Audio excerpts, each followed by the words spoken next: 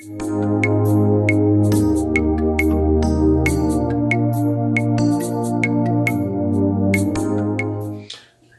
lit à part avec son consentement du mari pour autre raison que la prière, c'est autorisé. Voilà, cette question-là, techniquement, un homme comme une femme ne peut pas faire lit à part. À moins que tu sois dans la prière. À moins que tu sois dans une prière de jeûne. Là, je peux comprendre.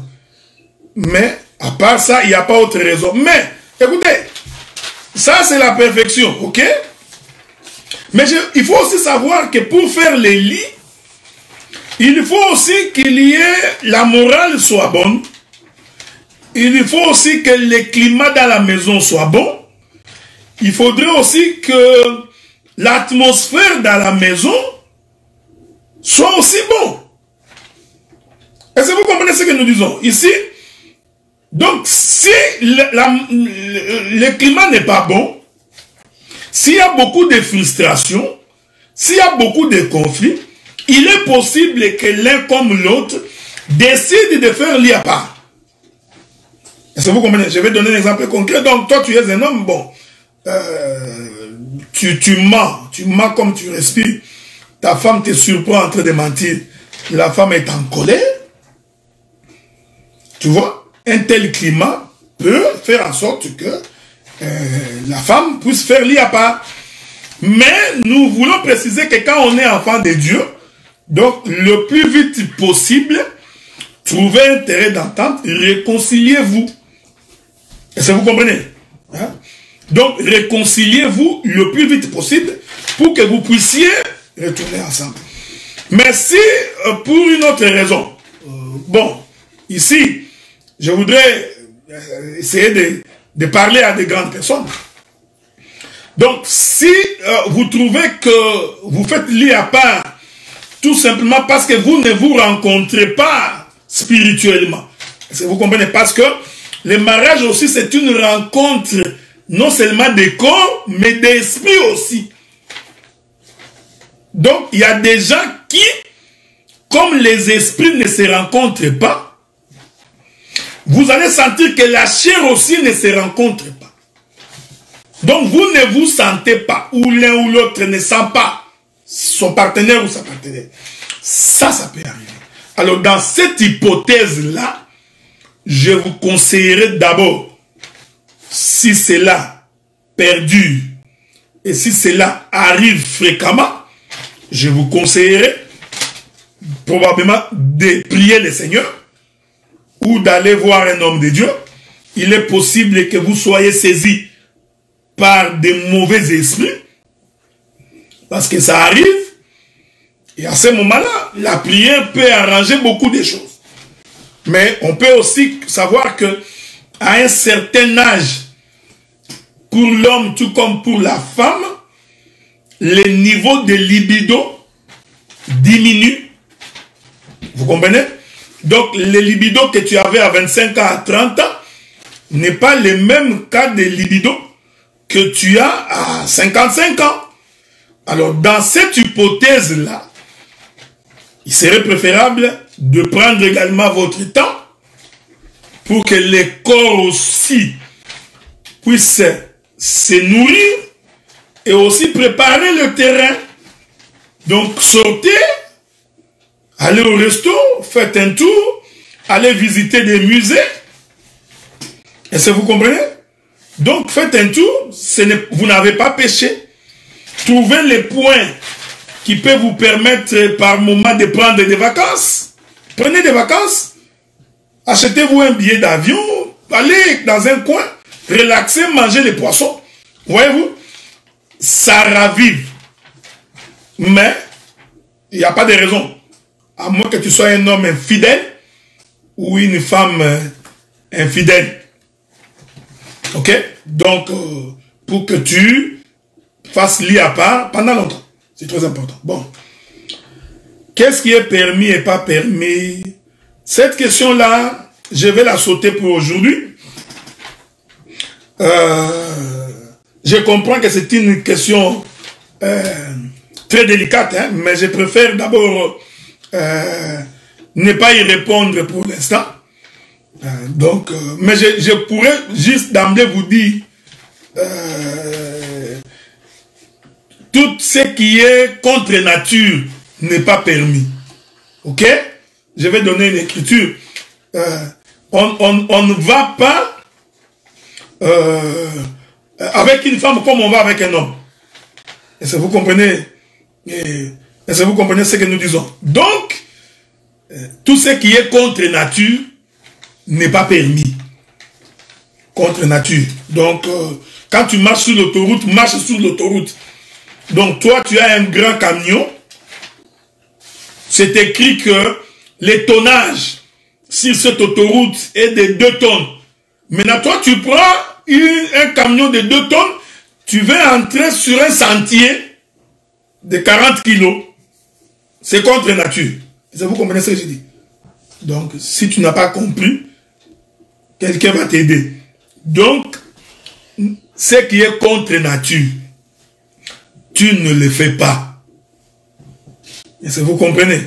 Donc, le moteur du véhicule, tu ouvres le capot, il est devant. C'est là-bas qu'il faut aller vérifier. Si tu comprends? Donc, ne va pas vérifier le moteur derrière.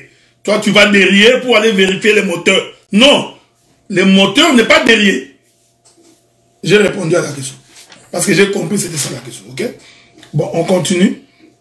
Je ne sais pas ma secrétaire, c'est ma fille là qui est en train de rigoler tout le temps. Probablement, ce sont vos questions qui font rigoler ma fille.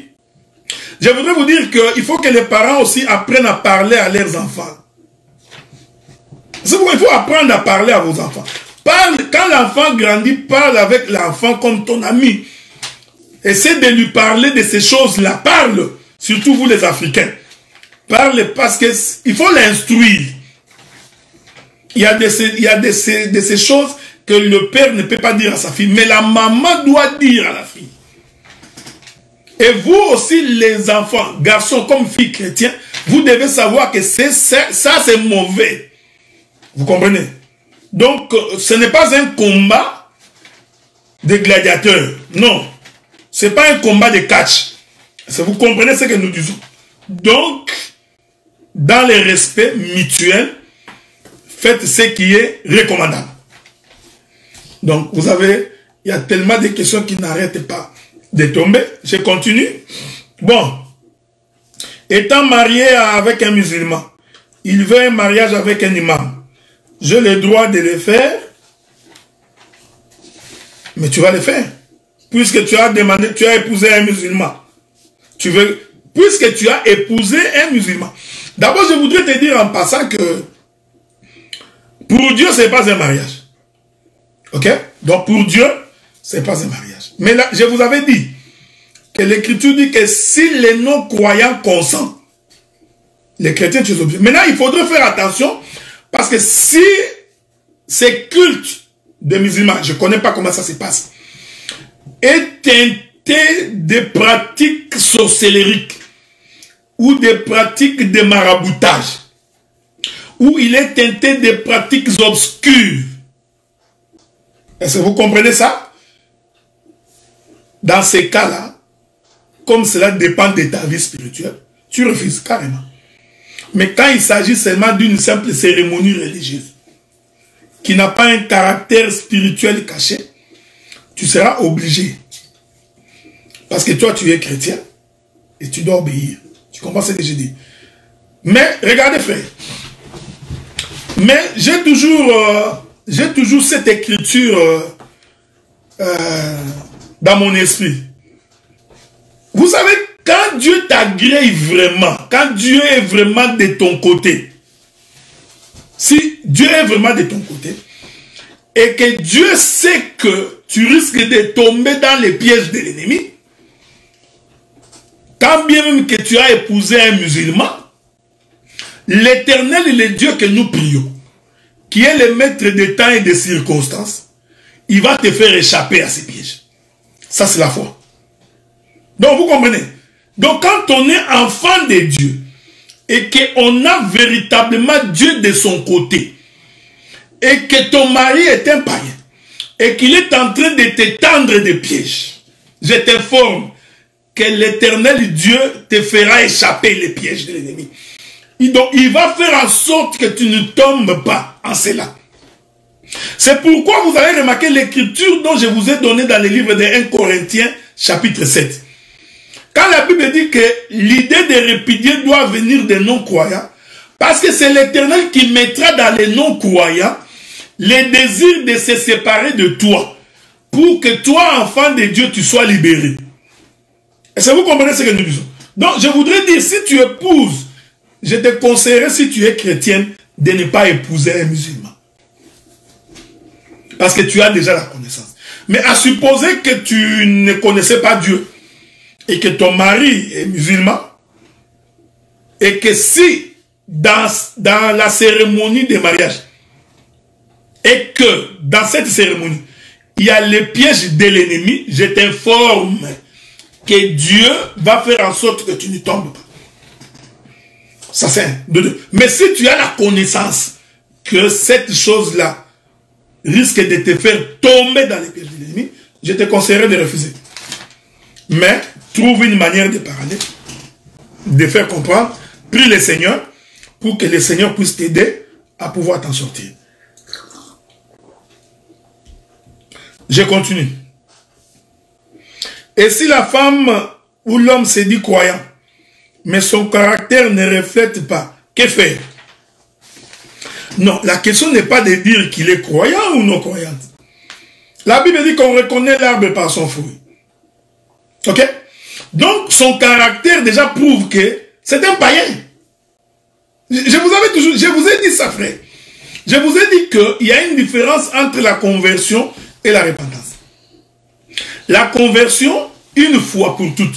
La repentance, c'est celui qui agit mal et qui se répand et qui prend la décision de ne plus recommencer. Maintenant, si tu es en face de quelqu'un qui vit la même chose tout le temps, il y a deux choses.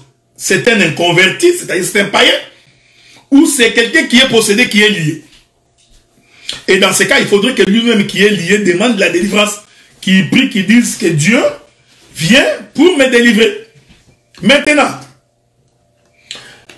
si son caractère reflète qu'il est païen, l'écriture est claire, il faut que l'idée de se séparer puisse venir de lui. Il faut que lui puisse te dire, je ne veux plus de toi. Et dès qu'il te dit qu'il ne veut plus de toi, ne t'accroche pas, parce que beaucoup de femmes, c'est ce qui arrive. L'homme lui a déjà dit que je ne t'aime pas, je ne t'ai jamais aimé. Mais lui continue à s'accrocher. Tu vois? Il t'a déjà dit qu'il ne veut pas. Vous savez, il y a des fois, les femmes semblent ne pas comprendre le langage.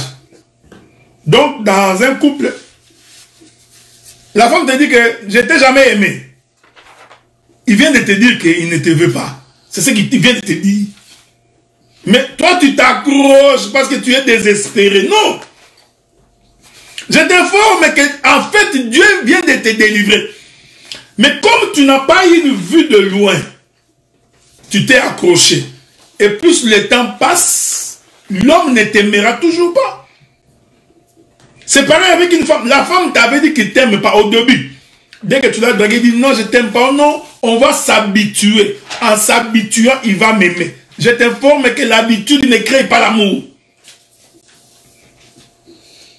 Donc l'amour n'est pas une habitude.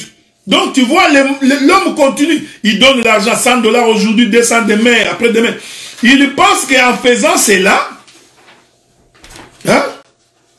en faisant cela, la femme va l'aimer. Je t'informe que la femme ne t'aimera toujours pas. Donc, dès qu'il va se retrouver dans une situation d'infidélité, la femme n'aura même pas la conscience que tu existes. Est-ce que vous comprenez ça? Donc, quand la femme te dit que je ne t'aime pas, arrête. Ne force pas, tu vas mourir. Dieu nous a appelés à vivre en paix. Je voudrais vous dire que la Bible dit ceci, que le mariage que vous voyez est terrestre. Il n'y a pas de mariage au ciel.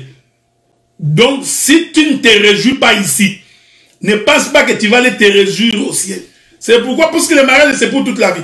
Tu rentres dans un mauvais mariage, ton enfer vient de commencer sur la terre. Est-ce que vous comprenez ça? Bon. Je continue mes questions. Quel est le sort d'un couple vivant ensemble et croit au Seigneur, mais ne sont pas mariés? S'ils meurent, vont-ils aller en enfer? Je préfère ne pas dire qu'ils vont aller en enfer. Parce que vous savez, en termes du salut, c'est réservé à Dieu. Ce serait une prétention, ok? C'est courageux de ma part de commencer à dire tel va aller en enfer, tel ira au ciel. Je crois que le jour où le Seigneur reviendra, plusieurs seront étonnés. Donc, je préfère ne pas aller dans ce sens-là. Mais j'ai dit, un couple de chrétiens doit se marier. C'est-à-dire, il faut que l'homme aille demander la main de sa fille auprès de ses parents. Tu ne vas pas échapper. Donc, tu ne peux pas récupérer la fille d'autrui sur la rue. Vous voyez, c'est un problème d'enseignement. Pourquoi? Parce qu'une fille de la maison de Jacob, tu ne peux même pas la mener. Parce qu'elle sait déjà que si quelqu'un me drague, je dois la mener chez mes parents. Vous voyez, frère? Donc, il y a des questions auxquelles on ne peut même pas discuter là-dessus. L'enseignement dans la maison d'Abraham nous apprend que lorsque une fille rencontre un homme, la fille doit informer ses parents. C'est pourquoi le jour où Rebecca a croisé le serviteur le plus ancien de la maison d'Abraham, il est allé directement informer. En se présentant, il dit à ses parents, j'ai rencontré quelqu'un. Donc, si tu prends déjà quelqu'un, tu l'amènes sans passer par ses parents, tu comprends déjà que même la femme n'a pas reçu un bon enseignement. La femme n'a pas reçu une bonne instruction. Et si l'homme est sérieux, il va même dire que cette fille n'est pas sérieuse. Vous voyez, frère? Donc, un homme sérieux qui a l'enseignement, dès qu'il peut prendre une fille, la caser, sans passer par les parents, il doit d'abord savoir que cette fille ici, elle n'est pas sérieuse. Vous comprenez? Donc, l'enseignement dans la maison de Jacob nous apprend que dès que la fille croise un homme, il l'informe. Tu vois, tu ne pourras pas échapper. Dès que tu commences à la draguer, elle va d'abord te dire, allons voir mes parents. Donc, un couple de chrétiens doit honorer la parole. Donc, toi, mon frère qui m'écoute, si tu vis avec une soeur dans la maison et que tu n'as pas encore donné la dot, si je dis, si tu n'as pas encore demandé la main chez ses parents, si ses parents ne t'ont pas encore accordé officiellement, je te demande de réparer. Est-ce que vous comprenez? Je te demande de réparer, d'aller. Est-ce que vous comprenez ce que nous disons? Vous avez des questions bizarres, hein, sœur Alice. Donc, je vous demande de réparer. Donc, voilà. C'est ça la parole, frère. Donc, et je crois également, bien aimé, quand on aime sa femme, hein, on ne peut pas te forcer d'aller voir ses parents. Vous savez, il y a des choses des fois qui sont automatiques. Quand quelqu'un aime, hein, il est prêt à tout. Je vous avais dit que quand quelqu'un aime, il est capable de traverser des kilomètres pour la femme. Quand tu vois déjà un homme qui ne veut pas aller voir tes parents, comprends qu'il ne t'aime même pas. Tu n'as même pas besoin de passer par 4 chemins. Les combles avec nos filles aujourd'hui, elles sont sentimentales, émotives. Les femmes désespèrent inutilement. Oh non, non, non, j'ai 33 ans, je risque de ne pas me marier. Le premier homme qui se présente, papa, tu es parti. Non, tu te rends un mauvais, tu vas regretter. Demain, il va te dire que je t'ai eu gratuitement. Il va t'insulter demain, ces messieurs-là. Est-ce que vous comprenez? Donc, quand on est de Dieu, en réalité, on ne désespère pas. Donc, toi aussi, Marie, mais si tu aimes ta femme, on n'a pas besoin de on n'a même pas besoin de t'exhorter là-dessus. Tu feras tes économies et tu iras voir les parents. Même si tu n'as pas beaucoup d'argent, les parents comprendront. Ils diront, bon, écoute, nous t'autorisons les jours où le Seigneur te permettra de nous faire des cadeaux, viens. Au moins, tu as l'aval des parents. Mais toi aussi, ne vas pas indéfiniment, éternellement t'asseoir. Est-ce que vous comprenez ce que nous disons? Voilà. Bon, je continue. Si la femme a en tête les noms des enfants, pourra-t-elle les assigner avec le consentement du mari ou c'est le mari qui choisit? Bon, ça c'est un problème de couple. Donc vous pouvez vous entendre pour donner les noms aux enfants, ce n'est pas un problème. Mais nous savons que les enfants sont de l'homme. Parce que c'est lui qui est le porteur de la semence. Donc les enfants sont du mari. Et ça vous comprenez. Mais donner les noms, vous pouvez vous entendre au niveau du couple. L'homme peut donner, mais la femme également peut donner. Mais je voudrais rester véritablement dans la pensée de l'écriture. Dans la pensée de l'écriture, la semence étant du père, en réalité, les enfants portent les noms du père. Vous comprenez? C'est les noms que le père donne. Mais, si la maman voudrait que le nom soit donné à l'enfant, il a le temps de parler avec son mari, même avant la naissance de l'enfant. Ils peuvent se décider ensemble et dire, bon, nous donnerons tel nom à l'enfant. Je pense que ça peut se passer. Donc, il ne faut pas être égoïste, c'est pour ça. Ok? Donc, bon, les gens disent que, est-ce que les noms, si quelqu'un a un nom, son caractère doit être lié à son nom, à moins que ce soit un nom qui a été donné sur le plan mystique. Vous comprenez ce que nous disons? Si le nom qu'on donne à l'enfant est un nom qu'on a donné après des incantations, après des prières dans des mondes obscurs, il est possible que l'esprit puisse se saisir de la personne et l'homme et la femme, l'enfant commence à manifester des comportements bizarres. Il est possible, hein? Je dis bien il est possible parce que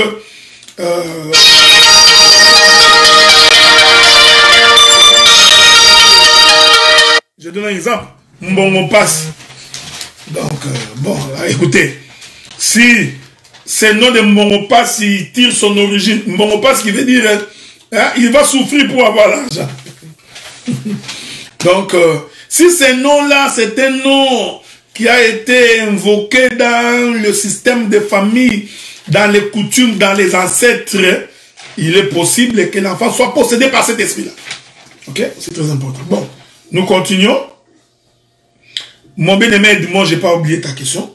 Je vais finir ici et je vais répondre à ta question aussi, parce qu'elle est aussi très, très importante. Ok? Bon, lisons la question.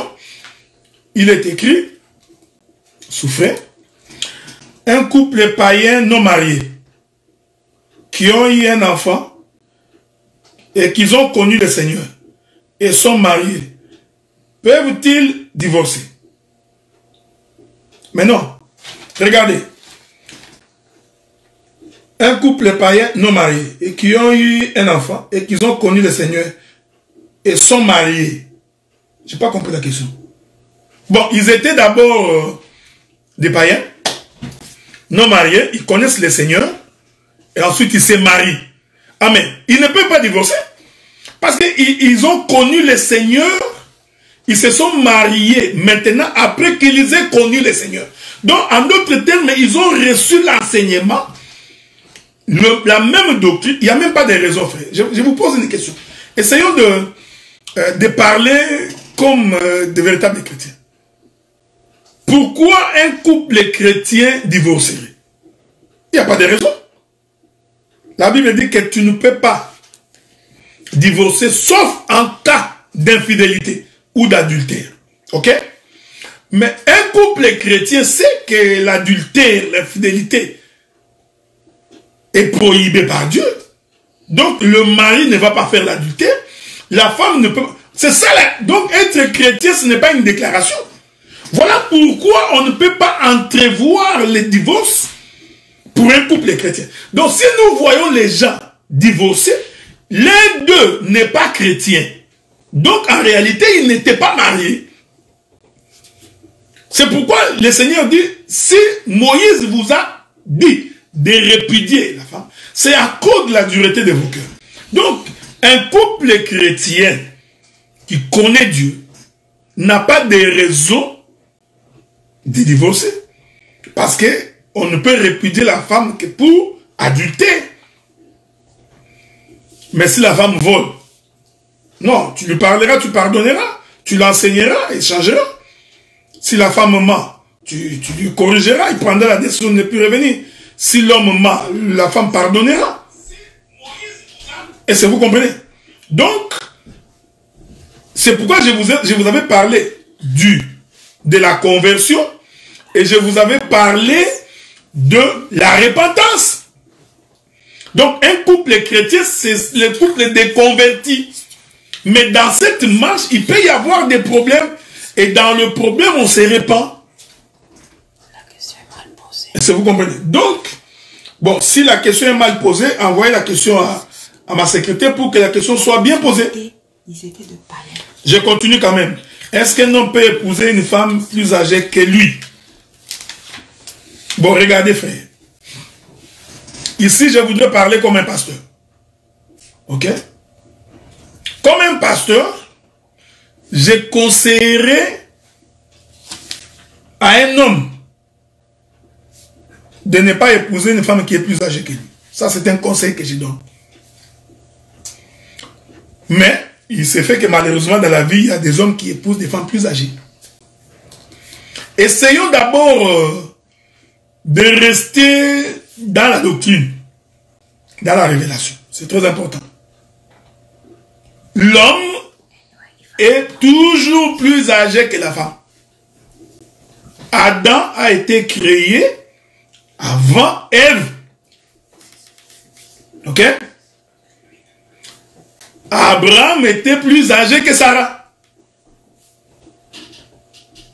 D'ailleurs, j'ai toujours dit, la bonne différence entre l'homme et la femme doit être de 10 ans. Abraham était plus âgé que Sarah de 10 ans. Comme nous sommes dans la doctrine, je n'entre pas dans la révélation. Je t'informe aussi que Adam était plus âgé que Ève de 10 ans. Ça, je l'ai dit comme ça. Mais je garde ça. Parce que aujourd'hui, je ne fais pas la révélation dans la doctrine. Donc, je t'informe que Adam était plus âgé que Ève de 10 ans. C'est pourquoi le ministère nous est donné pour faire asseoir la chose. Mais l'écriture d'Abraham est claire qu'Abraham était plus âgé que Ève, que Sarah de 10 ans. Donc, l'homme doit être plus âgé. C'est très important. C'est très, très important. Bon. Ici, j'ai fait la pastorale. Ok? J'ai fait la pastorale. Je donne un conseil. La science atteste que les femmes vieillissent plus vite que les hommes. Est-ce que vous comprenez ça? Les femmes vieillissent plus vite que les hommes. Pourquoi? À cause, de la menstruation. Parce que toutes les fois que les femmes perdent le sang, elles sont en train de vieillir. 2. À cause de la maternité. Comme la maternité est pour la femme, donc à chaque fois que la femme accouche, elle accélère son rythme de vieillissement. Ici, je parle comme votre pasteur. Voilà pourquoi j'ai toujours donné conseil. Et ça, j'ai toujours dit ça aussi à mes filles. L'homme qui doit t'épouser doit être plus âgé de toi, d'au moins. Le maximum, c'est 10 ans. Le minimum, 4 ans. J'ai dit que c'est moi. Ne va pas me chercher les versets bibliques. 4 ans tout au plus. Surtout si ta fille, c'est quelqu'un qui a beaucoup de chair, qui grandit, tu vois, elle est 14 ans comme c'est la 22. Ah, il faut faire attention. Hein. Pourquoi? Parce qu'à un certain âge, il faudrait, quand l'homme est en train de regarder sa femme, qu'il continue à trouver sa femme belle. Tu vois? C'est très important, frère. C'est pas pour rien que la Bible dit que Léa était belle d'eux. Rachel était belle d'eux. Voyez-vous, frère? Ici, il n'y a rien de spirituel. Donc, il faut que l'homme, quand il regarde sa femme, qu'il trouve que sa femme est jolie. Or, la jolibilité, je ne sais pas si c'est avec ce terme-là, la beauté, voilà la beauté. La beauté de la femme est liée à sa jeunesse. Voilà pourquoi si l'homme vieillit plus vite, parce qu'il faut que l'homme puisse vieillir plus vite que la femme, l'homme continuera toujours quand il regarde sa femme de trouver que sa femme est jolie parce qu'elle est plus âgée que lui. Est-ce que vous comprenez ce que je dis? Bon. Il est possible que dans la vie que tu épouses une femme plus âgée que toi. Dans ce cas-là, il faut que cette femme-là fasse beaucoup de sport. Il faut moins qu'elle se maintienne. Si elle continue à manger les foufous tout le temps, manger et grossir, c'est pourquoi beaucoup d'hommes, je m'excuse de vous le dire, ça c'est dans la pastorale, c'est pourquoi beaucoup d'hommes ne sont pas attirés par leurs femmes. Beaucoup d'hommes. Voyez-vous, ici j'ai dit c'est la pastorale. Ils ne sont pas attirés par leurs femmes. Pourquoi? Parce qu'ils trouvent que la femme a vieilli. C'est pourquoi les toilettes, la beauté est pour la femme. C'est pourquoi quand vous lisez la Bible, vous allez voir que Esther, pour paraître devant le roi, on a mis à sa disposition tout un salon de beauté. Pour que la femme puisse toujours paraître. J'ai toujours été contre les prédicateurs qui vieillissent les femmes. Tu rentres dans une église, tu as l'impression que tu es dans une église de vieillards. Toutes les femmes sont vieilles. Donc, même la peau, tu vois la peau des sœurs bizarres. Hein? Il n'a rien qui peut... Donc, rien, comme un garçon. Non, la femme, c'est la beauté. Attendez. C'est la caractéristique de la femme. Hein? J'aime ça. La femme est préparée à la rencontre de l'époux. Et pour préparer la femme, j'ai dit d'abord, ici, je suis dans la doctrine. Je n'entre pas dans la révélation. Je sais que dans la révélation, tu vas nous expliquer, tu vois, la beauté, c'est l'enseignement, blablabla. Tout ça, je sais. Les apôtres, l'enseignement des apôtres, tout ça, je sais. Mais ici, je reste d'abord dans la doctrine. Est-ce que vous comprenez? Donc,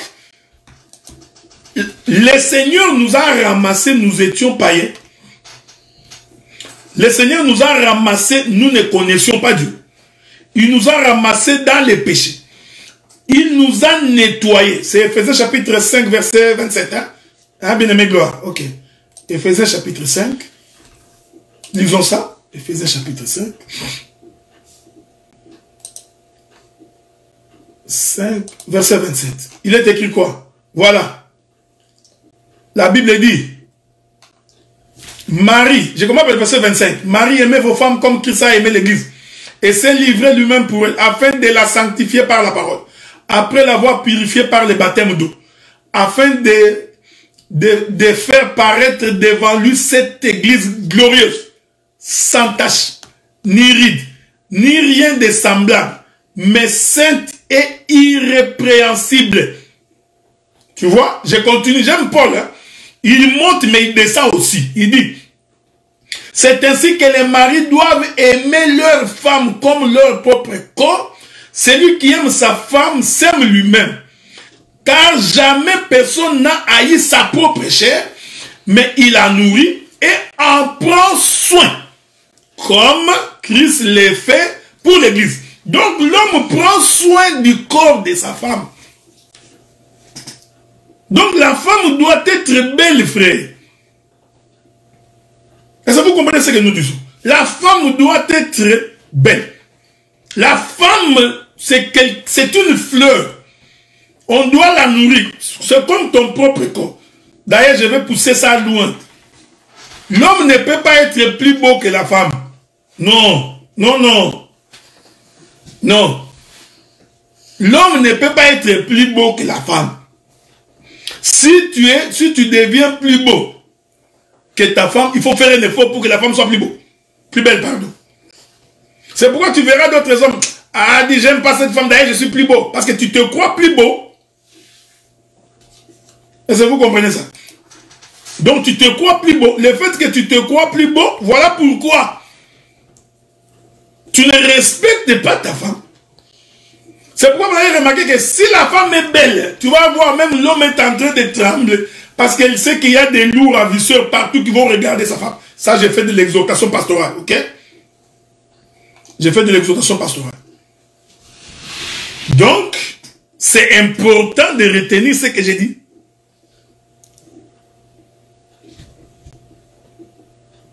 Est-ce que vous comprenez ce que nous disons? Bon, je réponds à la question de la sœur bien-aimée parce qu'elle vient de préciser sa question. Elle parle, est-ce qu'un couple est non... C'était ça la question, hein? Elle parle d'un couple non païen qui se marie. Je crois qu'il y a d'autres questions qui ma secrétaire est encore en train d'écrire. Quand elle reviendra sur les questions, je vais devoir répondre, ok? Donc, je ne lis pas vos questions. La secrétaire est en train d'écrire, mais il y a beaucoup trop de questions. Mais on va quand même essayer de finir toutes les questions si le Seigneur nous prête vie. Regardez maintenant. Donc, je conseillerais épouse une femme moins âgée que toi. C'est pourquoi j'ai dit. Donc, quand les garçons ont 25 ans, 26 ans, épouse une fille de 20 ans. Ok? Mais tu peux te marier, parce que si tu veux te marier à 19 ans, ta femme l'aura à quel âge? 19 ans comme toi, je t'informe, ça peut arriver, mais je t'informe que quand vous allez commencer à vieillir, tu auras l'impression que ta femme est plus vieille que toi. Ok? Tu auras l'impression que ta femme est plus vieille que toi, et une fois que tu as l'impression que ta femme est plus vieille que toi, tu auras honte pour commencer à marcher avec elle. Tu auras honte pour commencer à la présenter. Dans des fêtes, tu la feras passer avant. Ok? Tout ça, c'est ça. Bon. C'est pourquoi nous disons, ça c'est un conseil. Si tu es un homme, il faut d'abord regarder la femme que tu vas épouser. Il faut que la femme soit belle. Frère, quand la femme est belle, tu es même fier de la présenter. Hein? La Bible dit que le roi Assurus appela qu'on amène Vasti, afin que le prince contemple sa beauté. Quand une femme est belle, mais je t'informe qu'il faut que toi, l'homme, tu puisses prendre soin de cette femme, afin qu'elle soit belle. Parce que je t'informe qu'il n'y a aucune vilaine femme. Les femmes sont toujours belles. La question, c'est de prendre soin. Quand on ne sait pas prendre soin de la femme, eh bien, c'est comme ça que tu vas aller regarder ailleurs. Celle que tu regardes ailleurs, quelqu'un d'autre aussi a pris soin d'elle. C'est très important. Bon, continuons avec nos questions.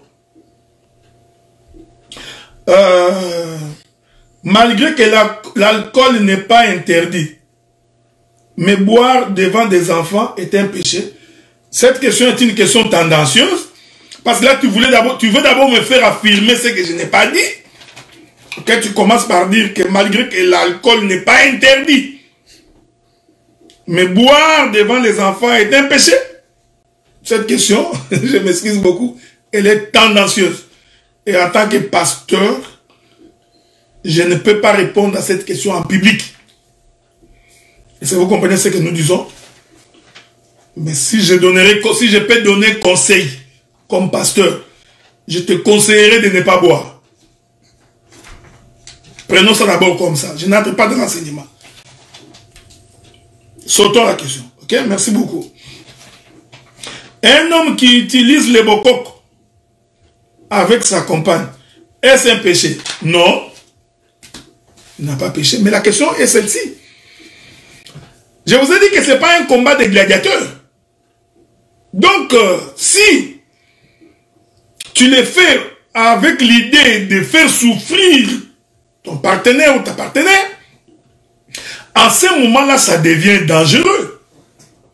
Mais je vous avais dit qu'à un certain âge, quand l'âge avance, les libidos diminuent. Mais il faut savoir que le libido est aussi nourri par la nourriture. Tout dépend aussi de ce que tu manges. Tu vois, quand tu ne manges que la viande, je t'informe que tu auras des difficultés. Quand tu ne fais pas les sport, tu ne cours pas. Même les petits poids, tu ne fais pas. À un certain âge, tu auras des difficultés. Ici, je vous parle, sincèrement. Donc, même les bocaux ne vont pas t'aider indéfiniment parce que tu risques de créer une certaine forme de dépendance. Or, quand tu crées une dépendance, donc tu ne peux plus fonctionner sans ces choses.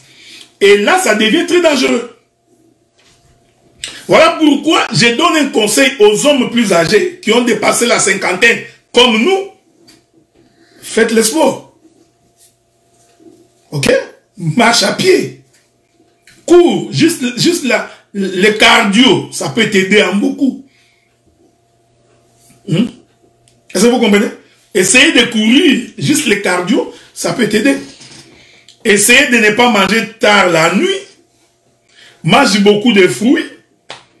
De moins en moins la viande. Oriente-toi vers le poisson. Ok? Et laisse la terre en jachère. Tu vas voir que ça peut y aller. Mais, prendre les stimulants, ce n'est pas mauvais. Vous comprenez? Mais sauf que il faut faire attention. Parce que si cela commence à créer une forme de dépendance, eh bien, c'est très dangereux. Parce que lorsque tu n'en as plus, qu'est-ce qui va arriver? Tu perdras le libido. Et à ce moment-là, la femme deviendra insatisfaite. Et vous allez donc entrer dans une autre forme de démons qui ne sont pas démons. Ok? Je te conseillerais de manger naturellement. C'est un conseil que je te donne. Choisis les aliments qui boostent les testostérone, qui boostent ton libido. C'est pareil aussi pour une femme. Hein? La femme aussi, quand elle engraisse beaucoup, elle va aussi perdre le libido. Donc, la question se trouve dans qu'est-ce que nous mangeons. Ok? C'est très important. Bon, je continue.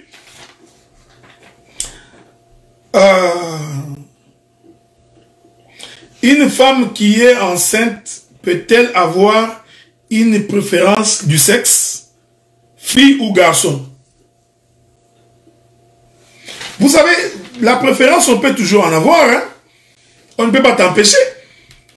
Donc, un couple peut dire que nous voulons un garçon ou nous voulons une fille. Mais sachez que c'est Dieu qui donne. Voyez-vous? Je crois que sur cette question-là, c'est Dieu qui va décider. Mais ça ne peut pas t'empêcher, toi, d'avoir une préférence. Une préférence pour un garçon ou une préférence pour une fille. Mais généralement, les filles sont adorables quand vous élevez. Quand vous élevez vos filles, elles sont toujours adorables. Elles sont attachantes. Mais quand elles grandissent, ce sont des troubles faits. C'est pourquoi l'éducation de nos filles, il faudrait une certaine forme de sévérité et de rigueur. C'est très important.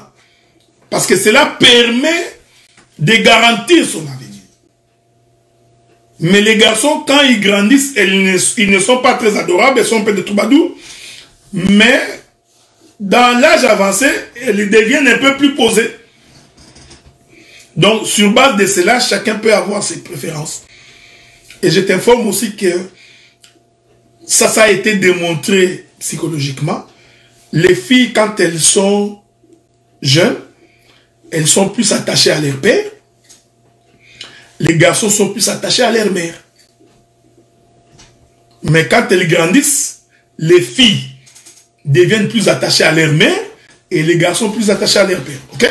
Donc c'est très important. Donc si toi tu aimes bien ta fille, je comprends, comme père, c'est normal, mais à un certain âge, il faut savoir qu'elle va se retourner vers sa mère. Donc, mais c'est Dieu qui décide du sexe de l'enfant.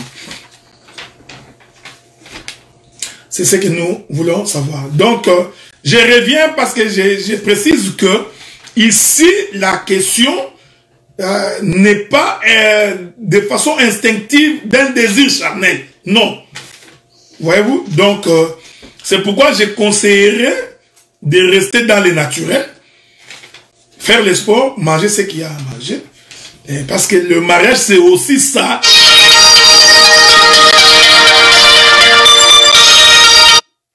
Le mariage, c'est aussi ça. Hein, le mariage, c'est aussi ça. Donc, si tu exclues ça, ce n'est plus le mariage. Ça devient la camaraderie. Ok? Bon.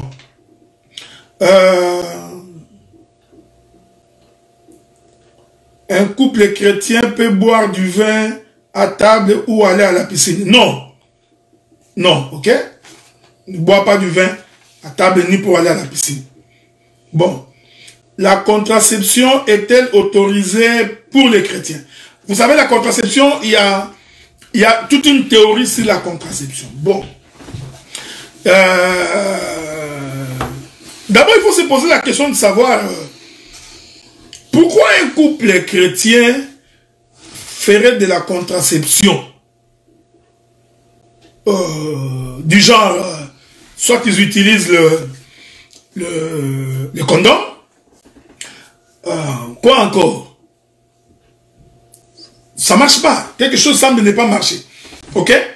Donc, je crois qu'un homme spirituel, c'est un homme qui a eu la capacité de maîtriser son corps. C'est un homme qui ne vit pas pour la chair. Pareil pour l'homme, pareil pour la femme. Ok? Donc, et aussi, quand tu entres dans un couple, généralement, il faut savoir que vous y entrez pour faire des enfants.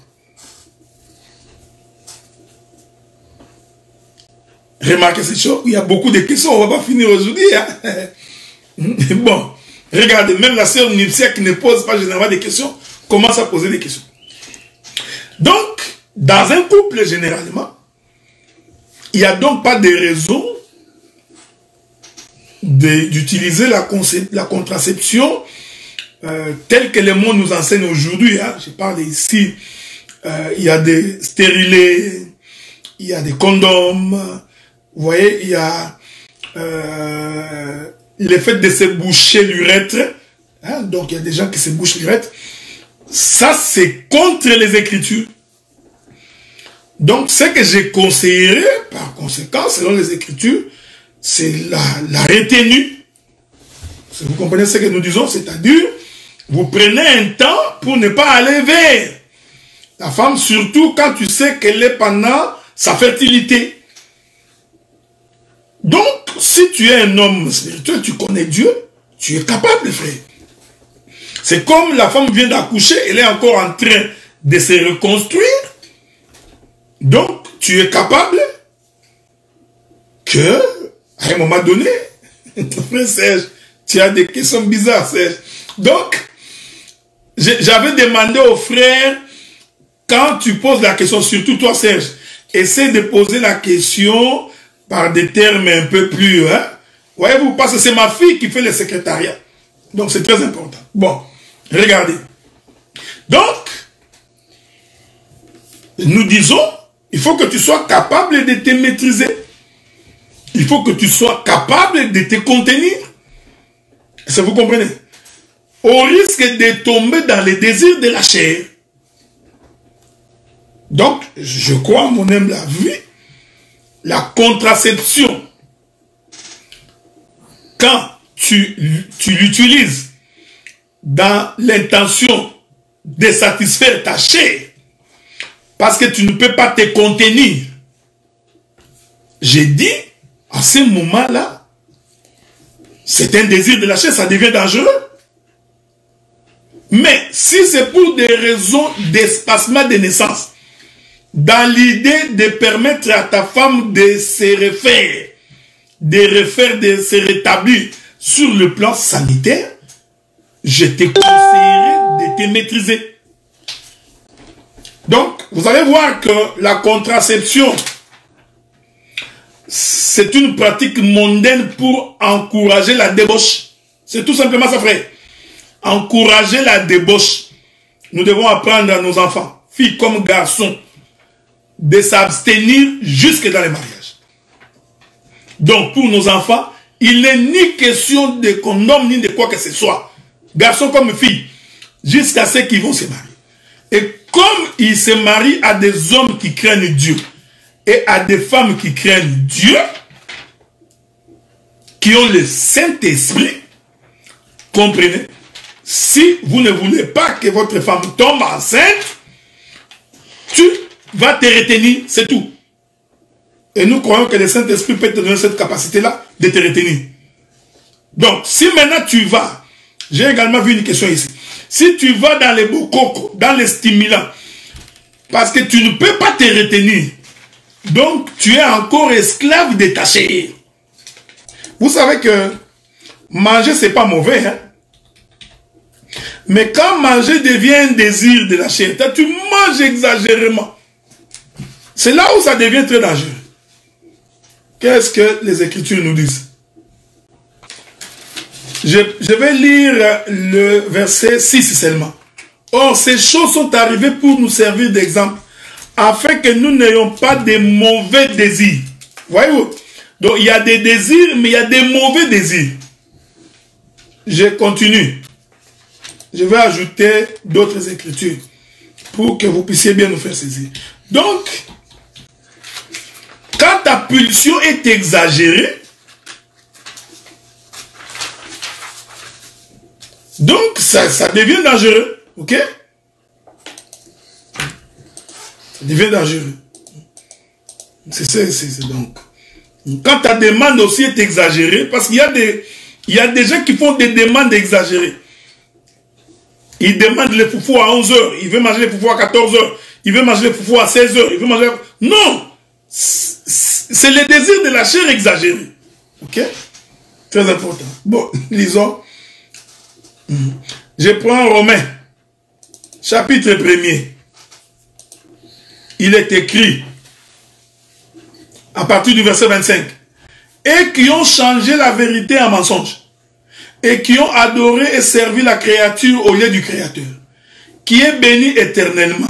Amen. C'est pourquoi Dieu les a livrés à des passions infâmes, car leurs femmes ont changé l'usage naturel en celui qui est contre nature. Je vous avais dit, tout n'est pas permis dans la chambre. De même, les hommes abandonnent l'usage naturel de la femme et se sont enflammés dans leurs désirs, les uns pour les autres, commettant, homme avec homme, des choses infâmes et recevant en eux-mêmes les salaires qui méritaient leur égarement. Vous comprenez? Le problème ici, c'est le désir de la chair. Donc, tu peux prendre ta contraception, mets ça en collaboration avec cette écriture, tu vas voir que si c'est pour les désirs de la chair, parce qu'il n'y a pas autre chose, tu as péché. Et tu ne peux pas dire que je l'ai fait parce que je ne veux pas avoir d'enfant. Non, si tu ne veux pas avoir d'enfant, alors espace les naissances, maîtrise-toi. Ok? Sinon, tes désirs, même dans un couple, deviennent un désir charnel. Tu ne peux pas manger les foufous 14 fois par jour.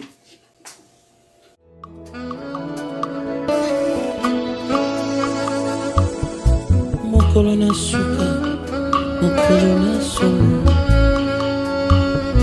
Mokolo na suka, mokolo na pasi. Mokolo na suka, mokolo akolela e. Mokolo na suka, mokolo na somo. Mokolo na suka, mokolo akolela e. Mokolo na suka, mokolo na somo. Mokolo na suka, mokolo na pasi. Mokolo ka biloko, biloko ekozala te. Mokolo ka kosomba, bakobo ya mbongo. Mokolo ka koteka, moto akosomba te. Mokolo na suka, mokolo na zomo mokolo na suka mokolo kolela wo okoluka kusomba ye makobo ya mbongo ndeko bongwana deja okutalola ye mokolo na suka mokolo na somo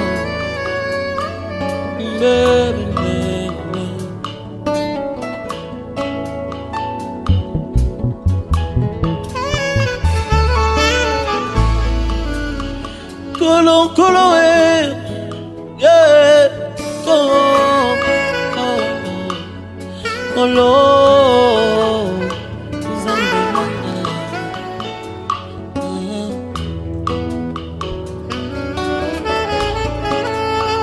oui avec l'argent au cause à la basignos n'a pas la paix.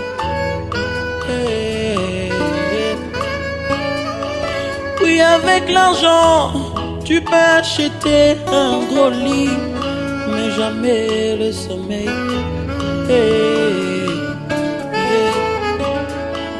Oui, avec l'argent, tu peux avoir de l'influence, mais pas la paix.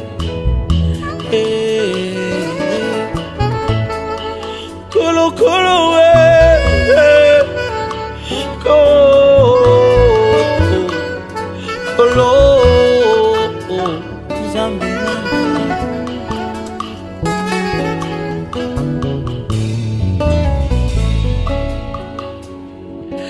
mokolo na suka mokolo na somo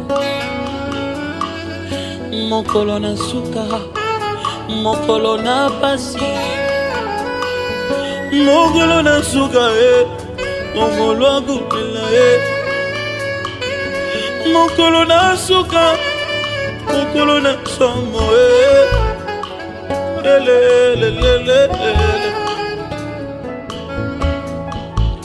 okoluka mama mama kozala te okoluka papa papa kozala te okoluka bandeko bandeko bakozala te nakoluka ingénieur chama na ngai chama kozala te okoluka manase manase akozala te Dimela Yesue tango yango kolo kolo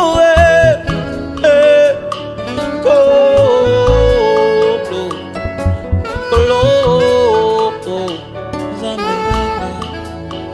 oui avec l'argent tu peux avoir plusieurs voitures mais pas la paix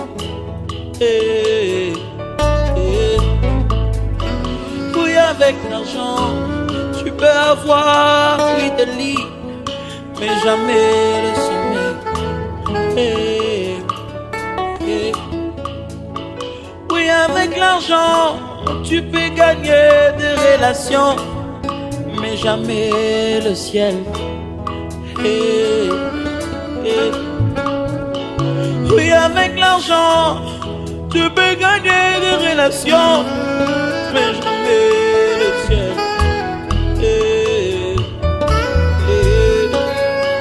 Colo, colo,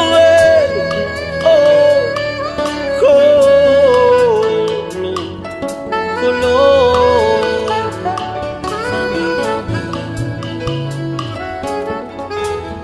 Bien aimés, nous sommes en train de toucher à la fin.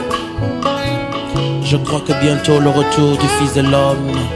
Il y a des gens en train de se montrer. Il y a des signes précurseurs, des signes qui annoncent la fin. Ton argent n'achètera pas ta place dans les cieux.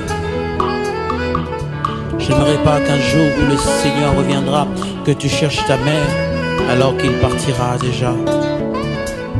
J'aimerais que nous puissions tous nous retrouver à la Jérusalem céleste, à la cité des dieux.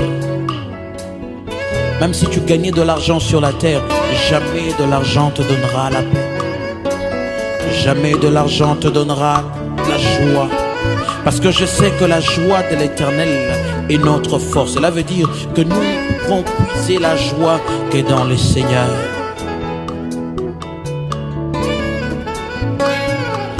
Oui, avec l'argent, tu peux tuer toute la terre, mais jamais l'Éternel. Oui, avec l'argent, vous pouvez créer des virus, mais jamais la paix. Oui, avec l'argent, tu peux avoir plusieurs femmes, mais jamais la paix.